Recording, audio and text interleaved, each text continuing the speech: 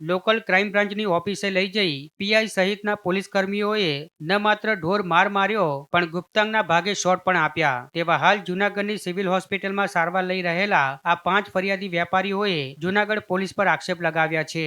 ત્યારે એલસીબીના પીઆઈ સહિતનાઓ સામે ઢોર માર માર્યાના ગંભીર આરોપ લાગતા ફરી એકવાર પોલીસની કામગીરી સામે સવાલો ઉઠ્યા છે, કારણ કે એકી સાથે 5 વેપારીઓ પોલીસની દાદાગીરીનો ભોગ બન્યા છે। વેપારીઓના જણાવ્યા અનુસાર રાત્રિના સમયે દુકાન, ઘર સહિત સ્થળોએ પોલીસે તપાસ કરી હતી, પણ વાંધાજનક કંઈ ન મળવા છતાં પોલીસ એલસીબીની ઓફિસે લઈ ગઈ હતી અને વેપારીઓ પાસે વિદેશી મોબાઈલ હોવાની આશંકાના લીધે પીઆઈ સહિતના પોલીસ કર્મીઓએ ઢોર માર માર્યો હતો અને 5 વેપારીઓને ગુપ્તાંગના ભાગે શોટ આપ્યા હતા અને બાદમાં વહેલી સવારે 4 વાગે છોડી મૂક્યા હતા। અમને જયશ્રી રોડ પાસેથી અમને 5-6 પોલીસ વાળા આવી અને અમને ધક્કા મારીને ગાયરું કાઢીને અમને બેસાડી દીધા અમને ગાડીમાં।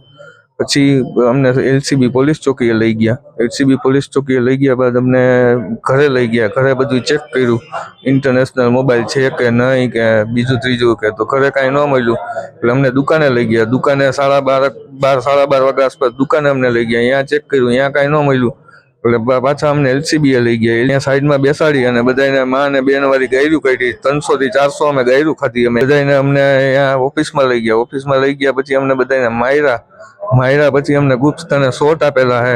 એમાં મારવામાં ને બધું કરવામાં આપણે આઝાદસિંહ, પીએસઆઈ ભાટી સાહેબ અને પીઆઈ કૃણાલ પટેલ કરીને અમને કેવા મને બિહાડીને મને કપડાં ઉતારીને મને નાગુ કરીને મને એવી રીતે મને મારેલા છે મને એ લોકોએ।